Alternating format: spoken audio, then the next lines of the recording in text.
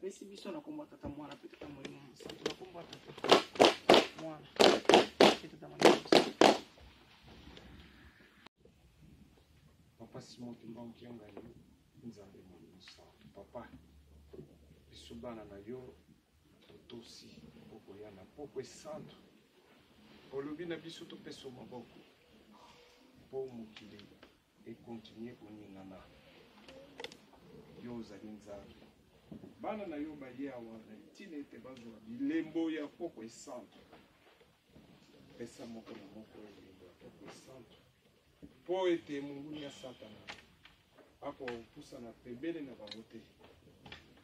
Lata biso surpasser ba problème na biso l'esprit na yo papa bapasi na biso emona na kati ya esprit na biso te lokola tozotosa koya soirée spirituelle. Bongo esila biso na manso kimia tosengi bolingo na yo elata biso elata na kati ya bandimi nyonso bazali na paroisse na biso na baparoisse nyonso ya Europe na kombo na bino misato ya likolo tata mwana pe tata molimo mosantu. Amen. Amen.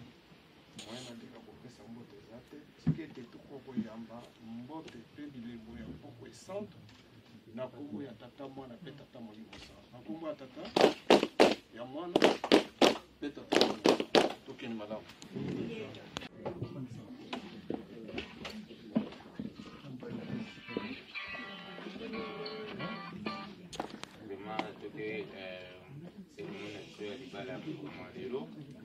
na yango tokosenga ndembo ya bato banso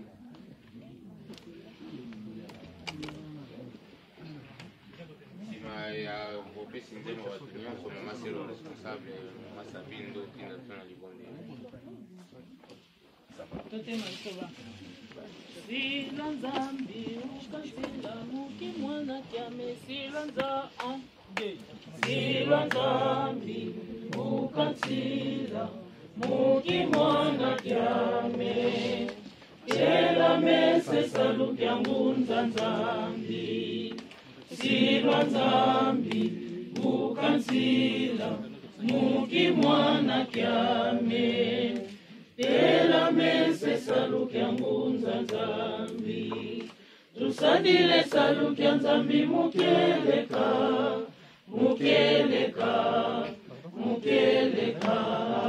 tusadile saluki ya nzambi mukeleka enza ya mbinga ngangi twavuluka tokondela na kombo ya tata pe ya mwana pe ya tata molimo mosantu otondi otondi kabela komi na ntango oyo tolingi tosika tata papa naotelefone mariage ya bana na yo nini bazali awa na esika oyo tata nzambe solo ete mariage yo moto osalaki yango wana satan komilaka mariage nde tokobelelaka yo ntango yesu ozalaka kati na biso bana oyo baye liboso na yo tata nzambe ekileli moko mpona bango yo yebi ndenge oyo yokomiselaki bango yango na bango mpo baye komipesa epai na yo tata zala na biso nyonso tozali awa ete bandela programme oyo ezala na maboko no pe suka nango ezala na maboko na yo kimia na bolingo no tosengi umela libela kati na biso na kombo ya tata pe ya mwana pe ya tata molimo mosantu tokosengela na maso. Amen. na kombo tata mwana pe tata molimo mosantu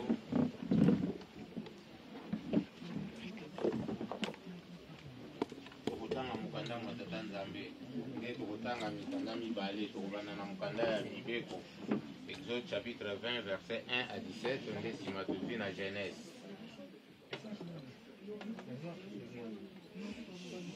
Kati na mokanda ya mibeko nde tozwi na 10 commandements kuna na Exode chapitre 20 verset 1 à 17 kuna bazwi na biso boye na kombo tata mwana pe tata molimo mosantu. Alors Dieu prononça toutes ces paroles en disant: Je suis l'Éternel ton Dieu qui t'ai fait sortir du pays d'Égypte de la maison de servitude. Il n'y aura pas d'autre Dieu devant ma face, et tu ne te feras point d'image taillée, ni de représentation quelconque des choses qui sont en haut dans les cieux, qui sont en bas sur la terre, et qui sont dans les eaux plus bas que la terre.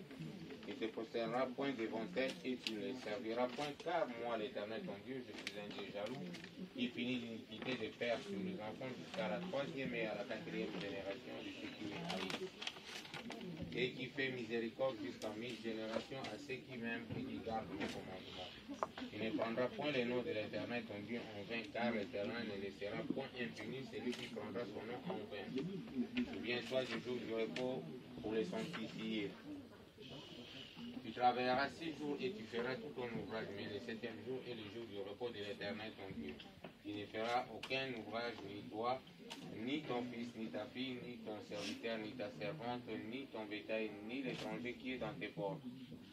Car en 6 jours l'Éternel a fait les cieux, la terre et la mer, et tout ce qui est contenu, et il s'est reposé le 7e jour. C'est pourquoi l'Éternel a béni le jour du repos et l'a sanctifié. Honore ton père et ta mère, afin que tes jours se prolongent dans le pays que l'Éternel ton Dieu te donne. Tu ne tueras point, tu ne commettras point d'adultère, tu ne déroberas point, tu ne porteras point de faux témoignages contre ton prochain, tu ne convoiteras point la maison de ton prochain, tu ne convoiteras point la femme de ton prochain, ni son serviteur, ni sa servante, ni son bœuf, ni son âne, ni aucune chose qui appartienne à ton prochain. Au nom du Père, du Fils et du Saint-Esprit. Toleki na mukanda ya Genèse tokotanga mukanda ya Yambo. Na Genèse toujours chapitre 2, versets 18 à 24. Genèse chapitre 2, verset 18 à 24. Kuna balobi na biso boye na komba tata mwana pe tata molimo mosantu. L'Éternel Dieu dit, il n'est pas bon que l'homme soit seul. Je lui ferai une aide semblable à lui. L'Éternel Dieu forma de la terre tous les animaux des champs et tous les oiseaux du ciel, et il les fit venir vers l'homme.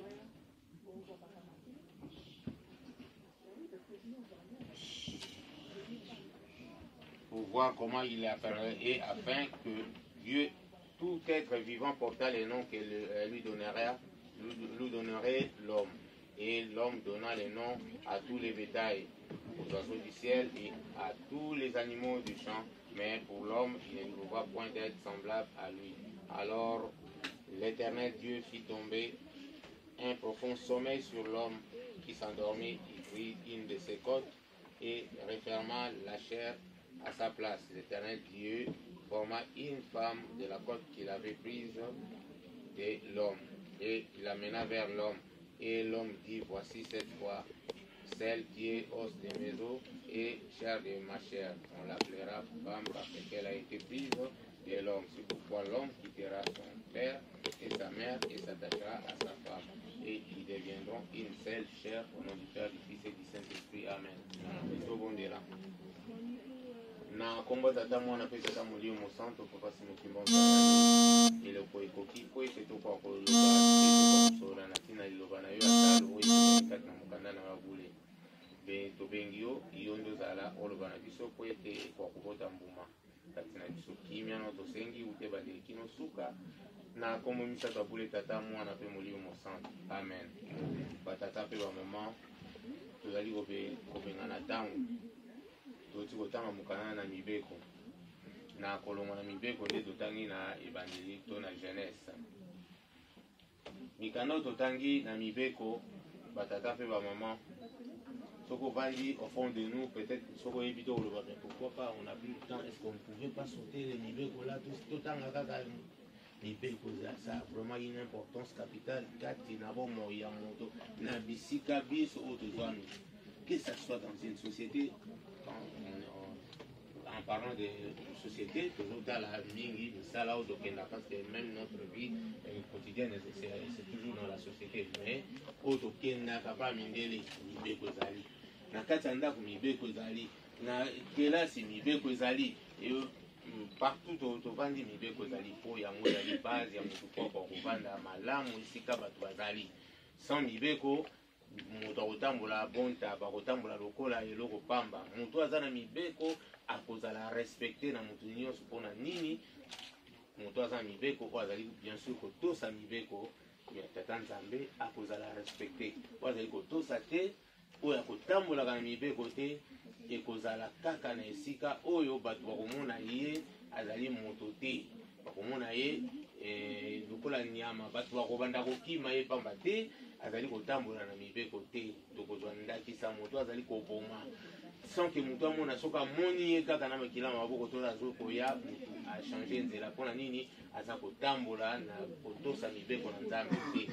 Meme kati na ndako ntango tozali komona na esika oyo toye mpona libala totangi mibeko kati na bandako ntango omonaka couple moko boye koumelaka omonaka bango kaka ntango nyonso bavandaka kaka azali 10 ans 20 ans bazokokende kaka bakomi bakoko mpona kati na bango bavandisi mobeko na nzambe kati ya libala na bango, bavandisi mobeko na nzambe, bavandisi eloko mosusu te. Po bato soki bazotosana bango mibeko bien bavandi bien bato misusu bazomona mwasi na mobali nde bazolingana parce que c'est le contexte où se tokomeli yango wana bato bakomi kolukela yango bakosore bamona ke bavandi mpona baza kotosa mibeko bavandisi libala nango kati na mibeko bango bakoloba te mwasi to mobali moko azwili moninga kisi te kisi ya monene bavandisi nde mibeko kati na libala na bango. Pela moko bino pe bovandi awa ntango bokovandisa libala na bino kati na mibeko na nzambe boza na eloko bokoluka te mpo ete etambola malamu.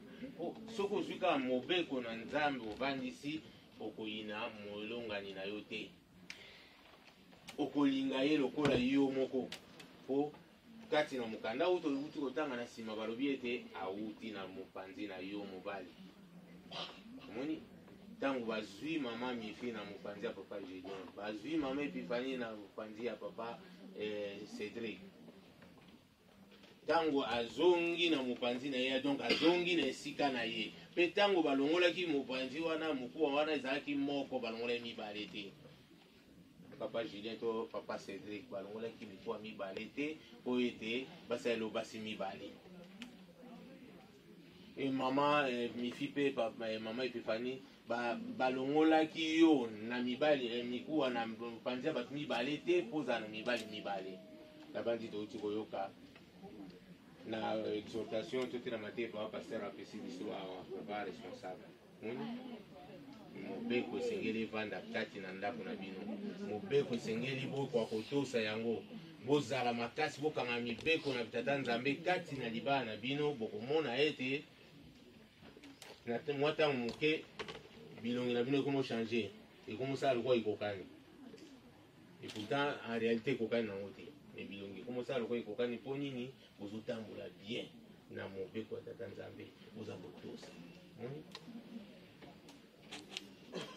Mokanda mosusu oyo toti kotanga balobi na biso nini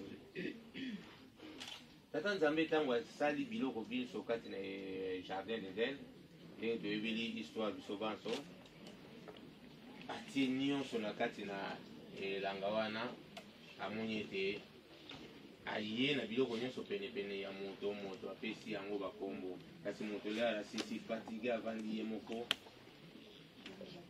makanisi etamboli tata nzambe atali araisonne na place na ye alobi alingi mais ezosenga réconfort moto asalisa ye meme soki aza na mposa kozwa mai kuna na mosala monene asali nani aozwile mai aza mosuki te, alalisaki moto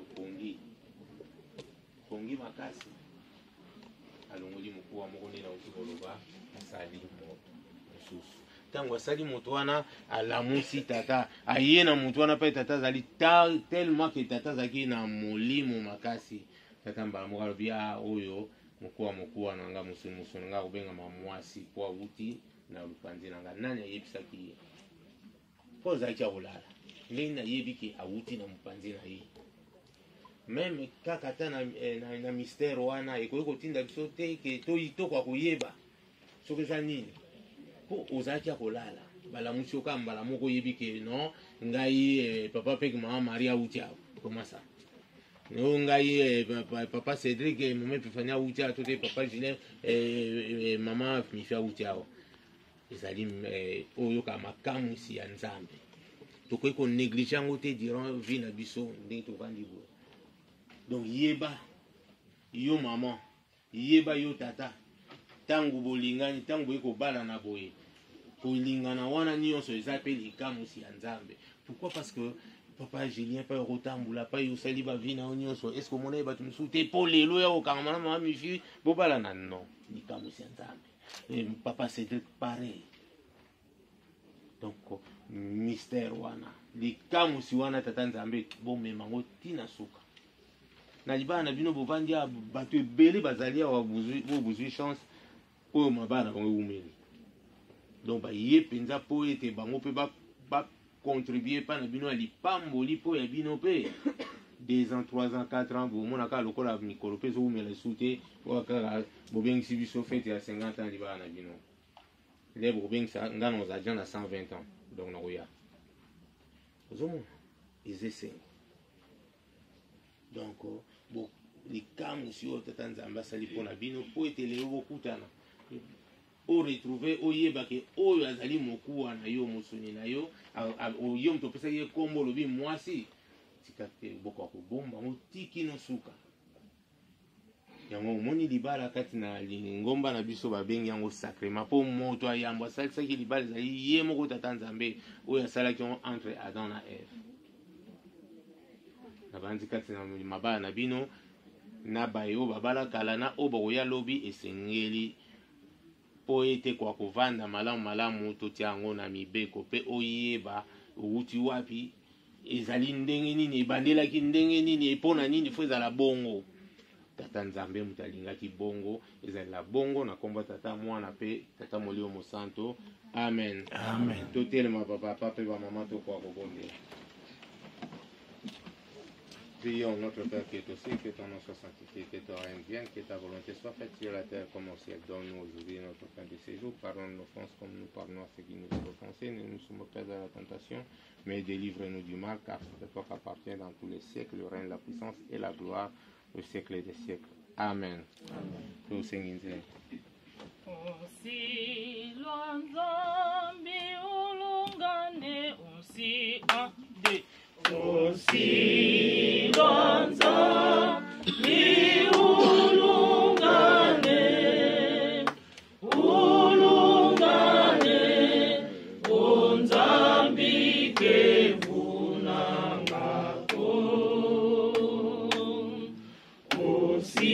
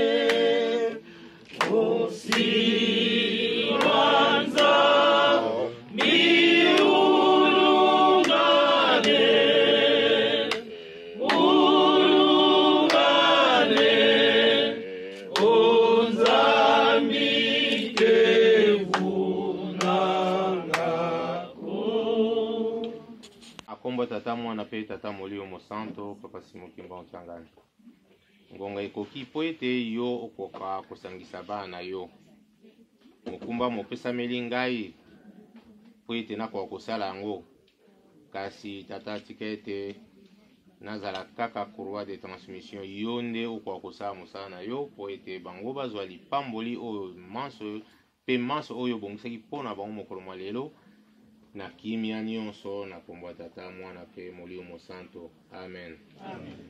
batata pe ba maman. Lelo tokutani na esika oyo pona libala ya ba ndeko na biso mibale to ba couple mibale oyo ezwami awa. Ndenge ezali bobo mesano ndenge tokorapelaka ntango nyonso ete kati na yamba na biso toali na bamodele ya mabala libala pe twa ekolendisa etusa ya kolendisa to consolidation nde ekosalemaka na biro mokolo mwa mitano nde ya pe to ekosalamaka samedi ndenge bokomona ete mikanda oyo ekotangamaka pe mituna misusu ekotunamaka na kolendisa ekotunamaka te mpona nini soki oyebaki par exemple likambo oyo ekoki kopekisa libala oyo nde okendaki pai bango bazwamaki na ndako na bango mpo okenda koloba makambo awa nde ezali mpona kokangisa libala oyo kotia yango kati na mobeko ya tata nzambe nde devoir oyo tozali nango na mokolo mwa lelo yango wana mpona yango nde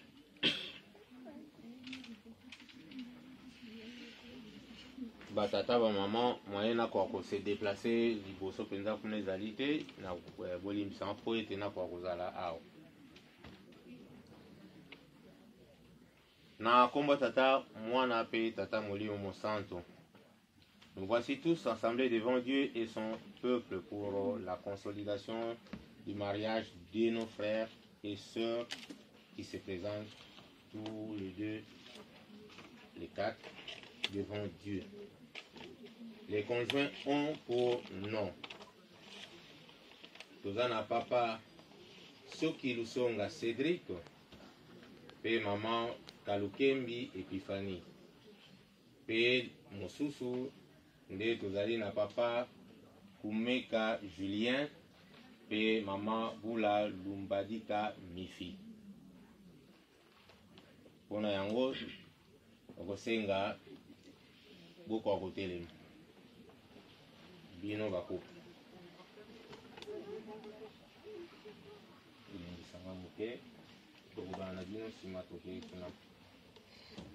vous conjoints, sachez que toute union conjugale non accomplie selon les commandements de Dieu, les exigences de Christ et son Église n'est pas reconnue pure et ne jouit pas de ses divines bénédictions.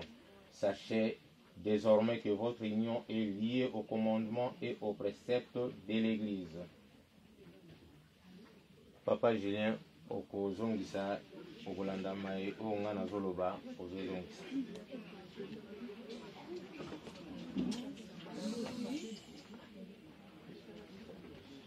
Je prends l'assemblée ici présente.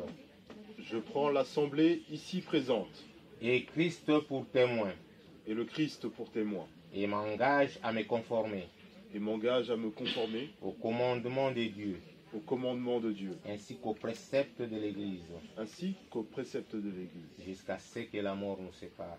Jusqu'à ce que la mort nous sépare. Maman, vous allez répéter.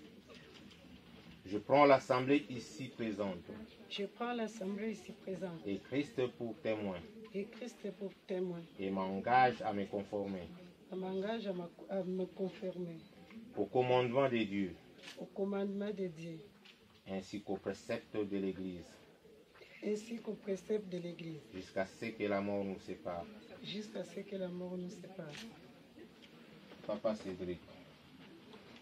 Je prends l'assemblée ici présente. Je prends l'assemblée ici présente. Et Christ pour témoin. Et Christ pour témoin. Et m'engage à me conformer. Et m'engage à me conformer. Au commandement de Dieu. Au commandement de Dieu. Ainsi qu'aux préceptes de l'Église. Ainsi qu'aux préceptes de l'Église. Jusqu'à ce que la mort nous sépare. Jusqu'à ce que la mort nous sépare. Maman Kalukembi. Je prends l'assemblée ici présente. Je prends l'assemblée ici présente. Et Christ pour témoin. Et Christ pour témoin. Et m'engage à me conformer. Et m'engage à me conformer. Au commandement de Dieu. Au commandement de Dieu. Ainsi qu'aux préceptes de l'Église. Ainsi qu'aux préceptes de l'Église. Jusqu'à ce que la mort nous sépare. Jusqu'à ce que la mort nous sépare. La témoin, vous pouvez se répéter.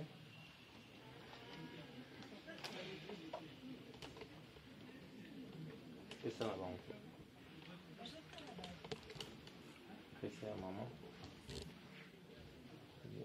Vous me le passez, s'il vous plaît. Et puis à maman. C'est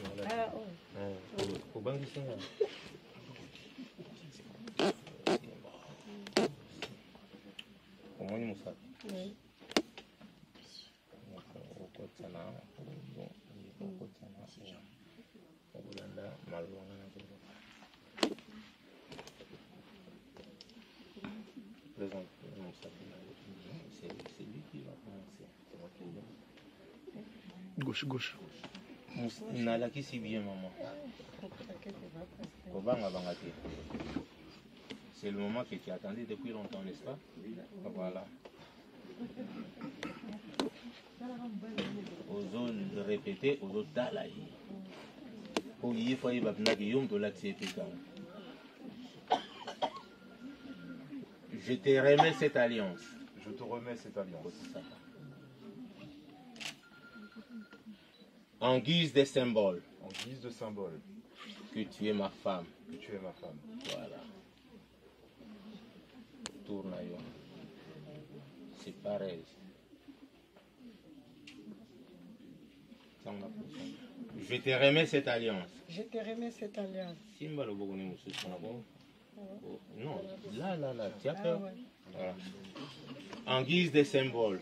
En guise de symbole. Que tu es mon mari. Que tu es mon mari. Voilà.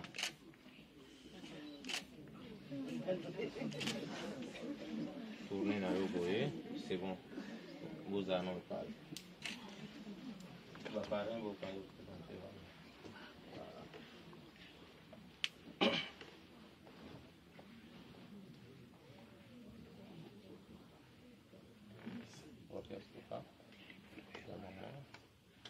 Vous allez faire pareil comme Bango. Comme ça, Bango, je te remets cette alliance. Je te remets cette alliance. En guise de symbole. En guise de symbole. Que tu es ma femme. Que tu es ma femme.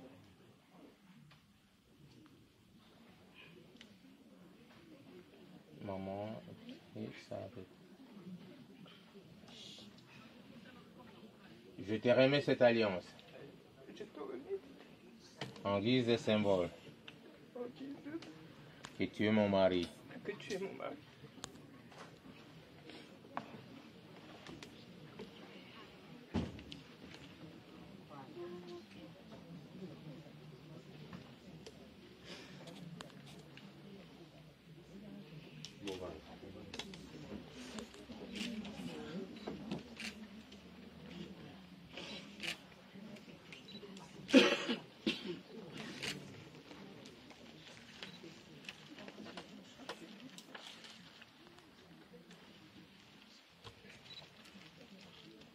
Sachez que désormais,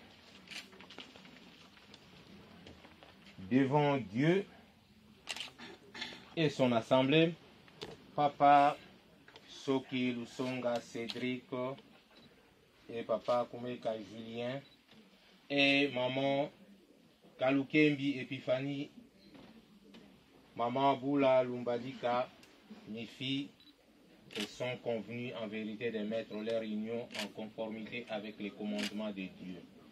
Que personne ne sépare donc ce que Dieu a uni.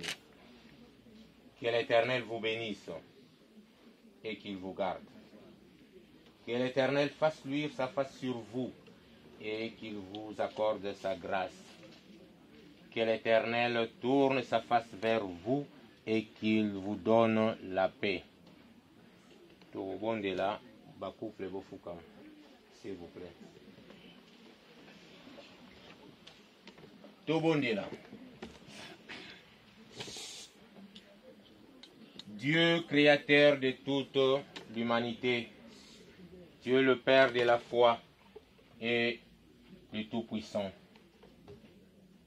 Tu ne changes pas et tu es le Dieu de grâce.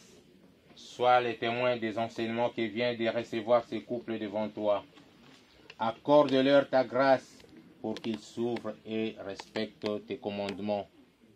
Qu'ils te louent et te glorifient dans le Seigneur Jésus-Christ et le Saint-Esprit, Papa Simo Kimbang. Et ta Tanzania Congo.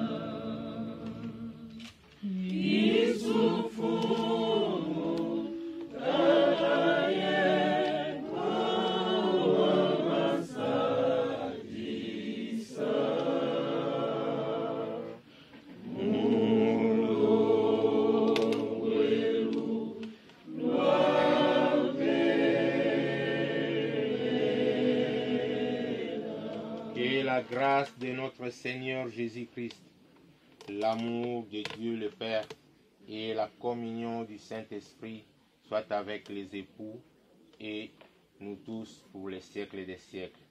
Amen. Amen.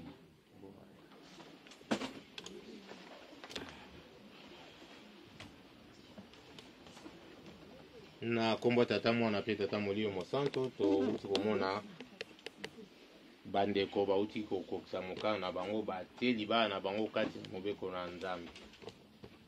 Sikoyo mama Epifania kosepelisanga mingi soki bokoti loboko bosimbisi na ndenge ngai nazwi pouvoir wana na mokolo ya lelo po ete nakokotisa bino loboko ndenge wana oyo ezalaki ya kala eyebana na Nzambe te. Mpo na yango sikoyo tokoleka na ngonga oyo tokosigner livre d'or pe certificat ya mariage.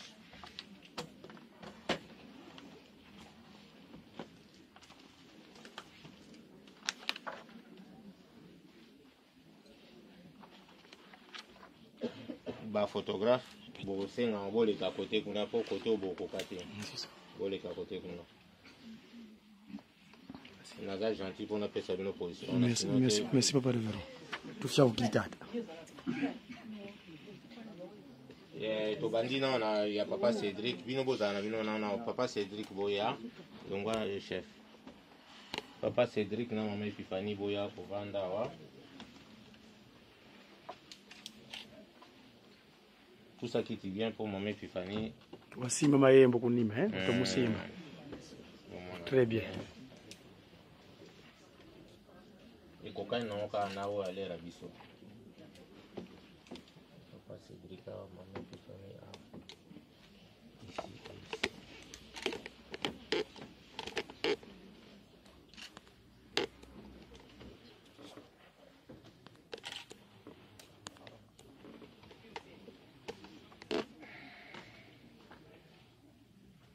Allez, maman dirigeante.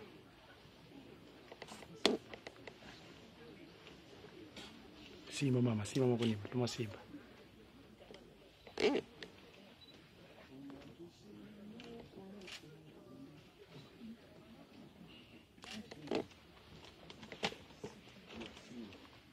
Merci.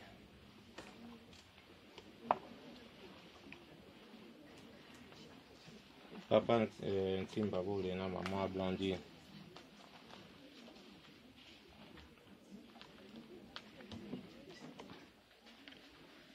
Te yakala ndete yakala ngeyite. Papa Vanda.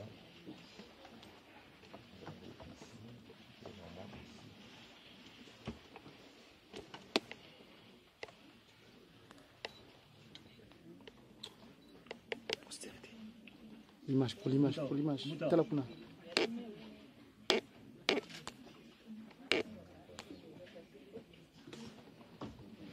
Blandine osimbi papa te libala bamesana nango te. L'autre qui a 20 ans. Bamesana nango te. Tuma simba sa mose kwani. Comme suku na mona mama rebe grand papa bakisa simba ki. Alors il y a bango fois 2 na bino so fois 4. Pardon, na cité na bino. Allez, tu vas corriger cette erreur, maman, vite fait. Merci beaucoup.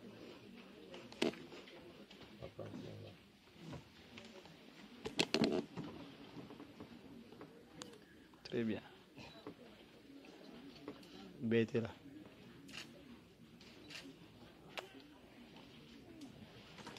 Maman.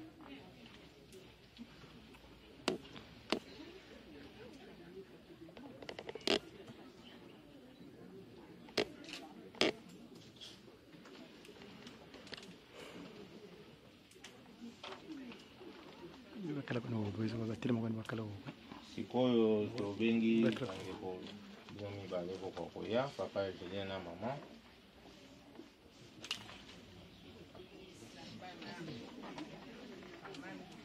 Mama mi fi tel mozela ki on banda kala papa Julien akika l'air nyonso na mosala. Papa Julien. Tu n'as pas fourni votre confession.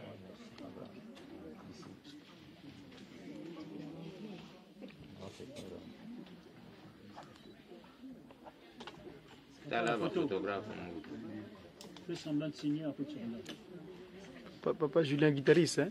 Je qui est? C'est bon, merci. Papa qui guitariste, hein? Vous de guitare? Maman Vanda c'est bon. Papa Nassi maman, voilà. Si, tenez le votre chère épouse. Ah, je m'y finis au signété, hein. Au signé, c'est bon. Oui, il y aura banana au ciné, il y a banana photo. Papa, tu m'as là. Vers là-bas. Très bien, félicitations. C'est bon, merci. Tu es guitariste, hein? Merci beaucoup.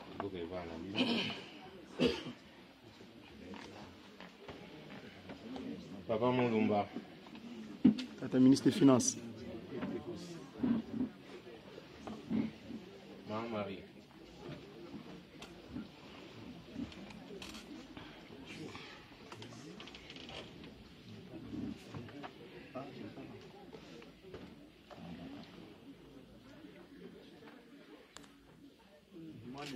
Un habitué.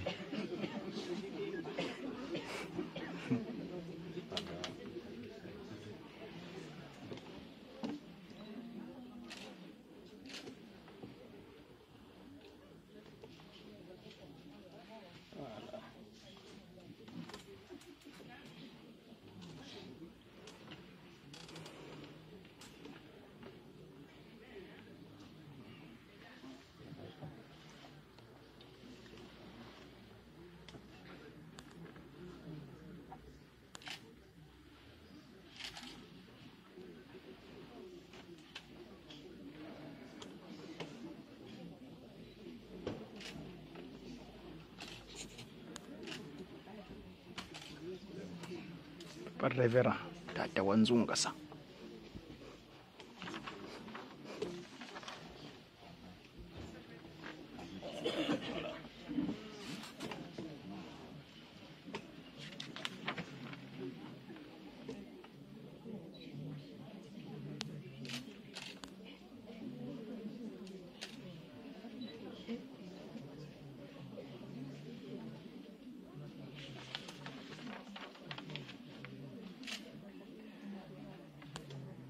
Pour l'image, papa révérend. Merci. Merci. Comptez toi passer.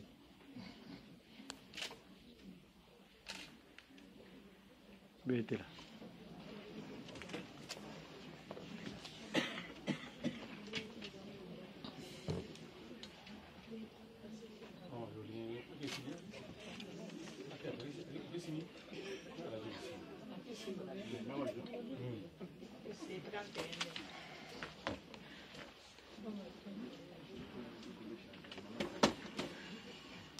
Na komba tata mwana pe tata Moliongo Santo touti koleka na signature ya livre d'or pe ya ba certificat de mariage. Ibangi soye. Oui. Pona esengo na biso banso. Pona information na biso banso papa lelo tozali le 28, il nous reste que 3 jours pour tokokoma na mbula oyo ya sika oyo ya. Donc papa Julien et papa Cédric, vous allez 23e mariage ya mbula oyo. Et papa Julien, vous allez 24e mariage.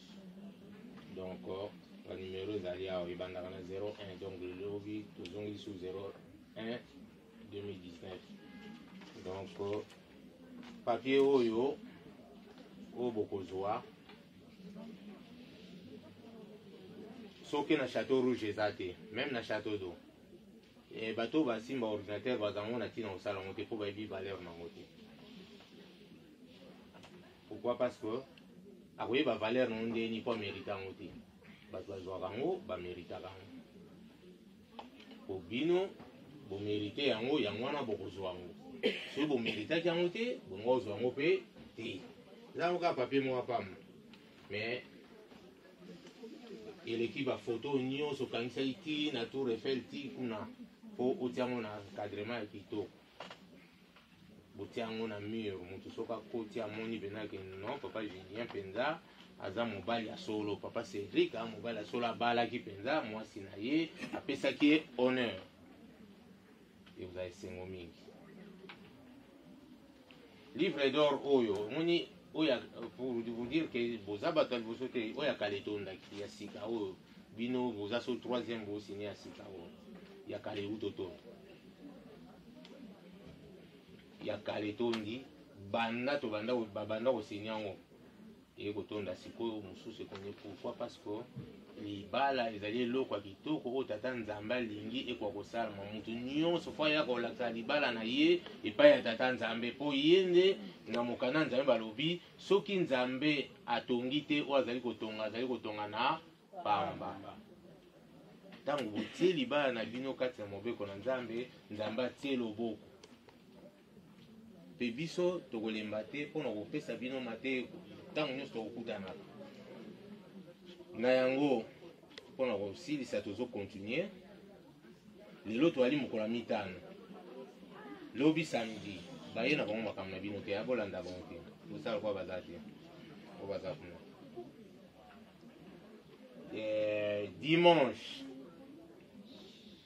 puiske tokotelemisa bino mpo bato bamona ke bobalani epe maman na bandeko tokobatisa bango bakozwa bateme na bango donc esala esengo po bango bakozala na bango déjà po papa Julien omemi mpe mama oyo kotika ye mpe tomoni yo mpe kote wana mpe ya batata bamoni yo ke oakompagne mama mpo ndenge bakotelemisa bino bamona mpe mobali ya mama mifi po ayaka ye mo banda kala bamona mpe ke lere bayambi ye yo mpo ozalaki ekosala esengo mpo ezali mpe lingombango eza ya biso nyonso ntango nano ekoki te mpo okoya nango kaka elongi nozomona nango guitariste donc dimanche bokoyambama donc boya mpona boya na ngonga malamu mpona osisa makambo nyonso mbala moko oso na sisi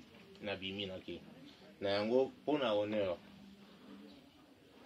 nakobenga papa pasteur responsable ya paroisse papa Mvula edi akopesa bana ye certificat oyo ya libala 23 pe 24 ya année oyo posa nango ezali 25e ya oyo ata lundi te Dimanche.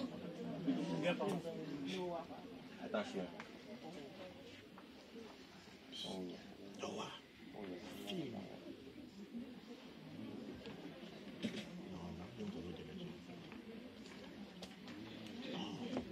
na kombo ya tata mwana mpe tata molimo santo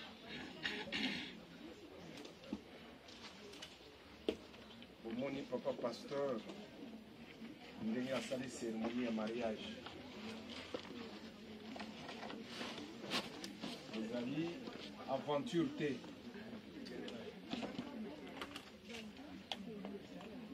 pasteur azali investi na l'ordre ya Melchisedek soki tokozo kosala baceremonie oyo fo kozwa yango sérieux ndai serment oyo boprete awa liboso ya pasteur mpe liboso batémoin oyo baye mokolo mwa lelo bosala tu etikala ndenge wana mpo eza liwale kokabola bino rien que la mort qui va vous séparer. Fondation ya libala na bino ezala sur mibeko ya nzambe banda mokolo mwa lelo ne suyez pas votre lit soko bosuye lit na bino eloko bokokotisa eza satan po aya kobungisa bino satan ewu baange dessus bazali na mai, bazali na bazamba, ils sont en l'air.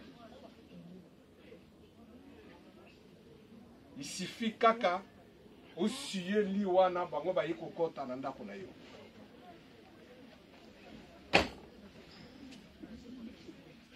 Manso tolobi awa oyo bateyi biso tosimba yango. Tolingi te na yambaka toujours bozoko ya pona divorce. Boyoka malamu. Divorce ekosalema na biso soki l'acte de l'infidélité est consommé avec preuve. Toye na bureau ba cheje ba tali c'est vrai ba sali divorce. Soki kindoki emonani polele la sorcellerie, ou bien ce qu'il y a tentative, il y a poison. Makamisa towana ne epesi biso nzela to séparer bino. À part makamisa towana komemela biso te keneke na papa pasteur botosaki mobeko te yango ozali na kati ya pasi. Libala ekoti na crise yango toyebisaka bino libela.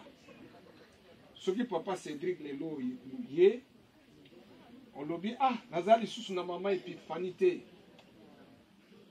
En dehors makamisa to expliquer yo okozwa mukanda opesi mama. Et na vie na yo okotika kobala te tili bwana. O accepter yango ok kovanda. Ndenge moko na papa oye mama azaki banguste. Okolanda mibeko oyo yo kosalela mariage. Ezali ordre oyo ezana lingomba. Et il faut que tout ça. Ce qu'on a aventurier, ce n'est pas dans l'église qui baliste. Peut-être aller dans des groupes de prière, mais pas ici. Parce que Nzambe Otozana Yaza saint. Tu as pour ça mariage, c'était pour un plaisir. Non. Le pasteur souffre. Nakubuma mariage. Tokobandela ndenge nini ekokufa pe ndenge nini. C'est ça notre souffrance na kati ya biro. Yango bobatela un certificat ou bapesi bino. Maman kangama na Ephésiens 5 verset 22. Et l'obikuna kaka la soumission envers ton mari. Pas avec tes maris. Non. La Bible dit au singulier envers ton mari. La soumission complète. Ce qui Hollandi, Ephésiens 5, 22,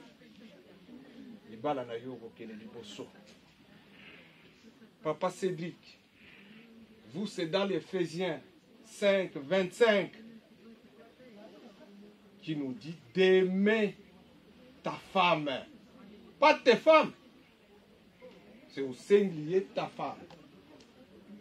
Éphésiens 5, verset 25.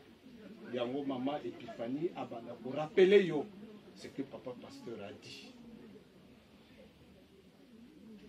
Bosimba, chapitre 1, même chose, na maman, na papa.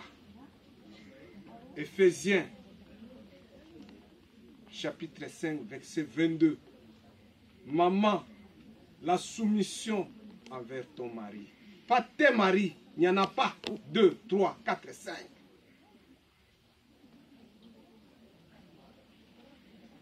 conséquence ya kozanga kotosa mibeko ezali malédiction. Vous êtes maudits par Dieu. Papa, Éphésiens 5, 25. Aimez ta femme. Pas tes femmes, mais ta femme. Jusqu'à la mort. Pas aimer plusieurs femmes. Pas deux. Jusqu'à ta mort, une seule femme. Ezana biso boyo peto balakala. Nous devons continuer ça pour épaiser les sous-soutés. Na acte ya baventure oyo zo sala masiko oyo ya mabala. Zala sembo. Zala mutu. Bamona yo ke uza mutu. Ke babenga yo aventurier. Zapiderte. Donc, biso banso to sala effort wana. Boyo batikali babalite. Honorez votre mariage. Oyo bozana bandako. Boya honorer ba mariage na bino po bozala sembo devant Nzambe. Bozala propre. Le jeune. Bozana fiancé. Officialisé yango na ba parents. Po ete ezwandela.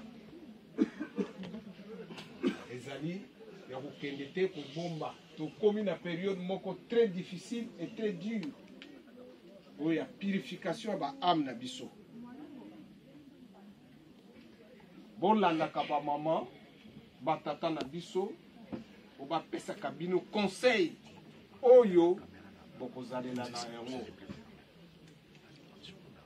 Nakanisi oyoki oyo tolobi kati na biso. Papa na mama bofuka mapo bozwa diplôme na bino. Makombo tata mwana pe tata molimo sana. Makombo ya bureau paroissial na pesi bino certificat oyo ezoko témoigner lelo libala na bino na kombo tata mwana pe tata molimo sana. Na kopesa bino Bible oyo ezali outil ya conseil marital na bino po ete boko kolanda nzela ya tata Nzambe. Pasteur alobaki nini makambo nyonso tolobi awa banda ye papa pasteur officiel ya mariage na bino alobi kaka makambo awa na kati ya Bible. Bon, merci beaucoup.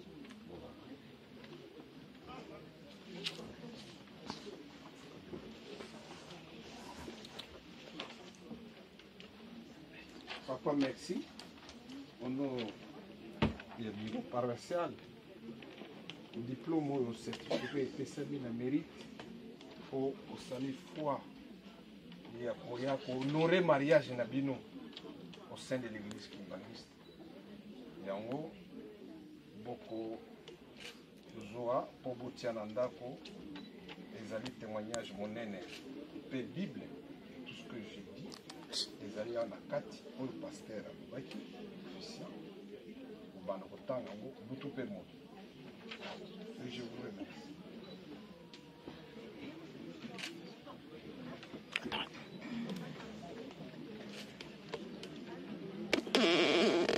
Na komba tata mwana pe tata molio mosanto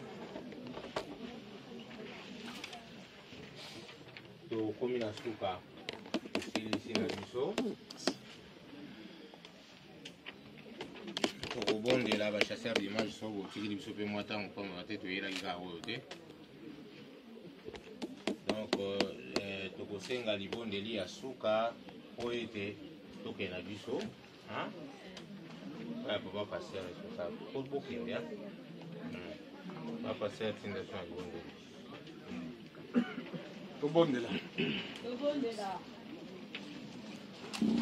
na kombo ya tata ya mwana pe tata molimo santo kolo Yesu Kristo yo yaki awa na mokili ozwi nzoto ya biso bato pour ete o transformer biso bato toko koma pe banzambe na pasi oyo nyokamaki na ekuluzu po ete biso tobengama pe bana na nzambe yango wana papa lingomba na yo papa Simon Kimbangu na tango oyo yo institué na mokili po ete okita na bokonzi ya likolo yango wana mariage esi esalemi na deux couples oyo batosi mongongo na yo tiki ete opambola bango bazala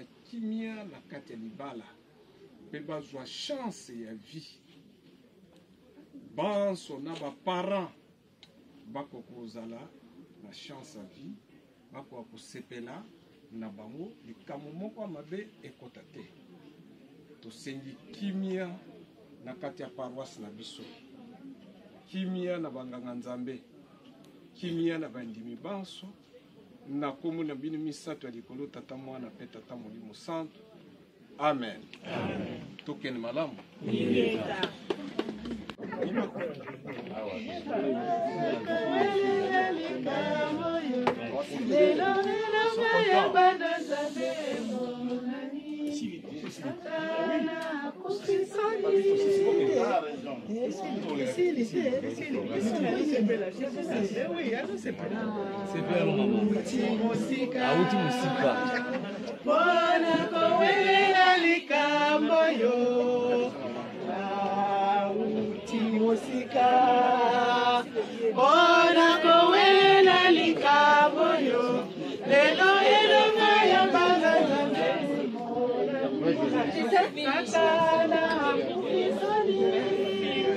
C'est un pasteur, un futur guitariste.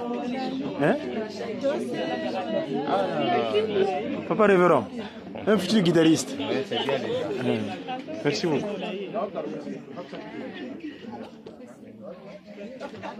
Kitunga wo, bina file wo. Kitunga wo, bina file wo.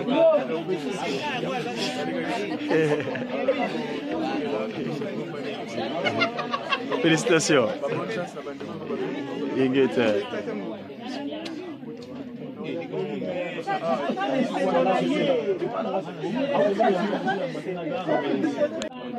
Voilà tout quasi pour paroisse pilote, paroisse 3P.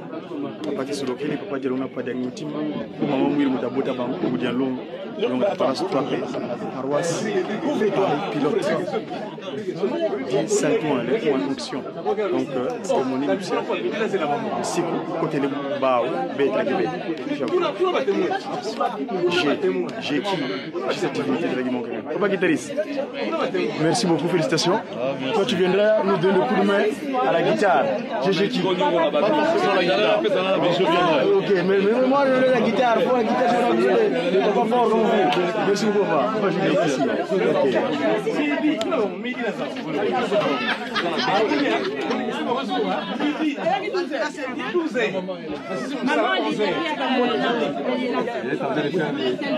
Elle est tentée de faire des barquettes. Des barquettes.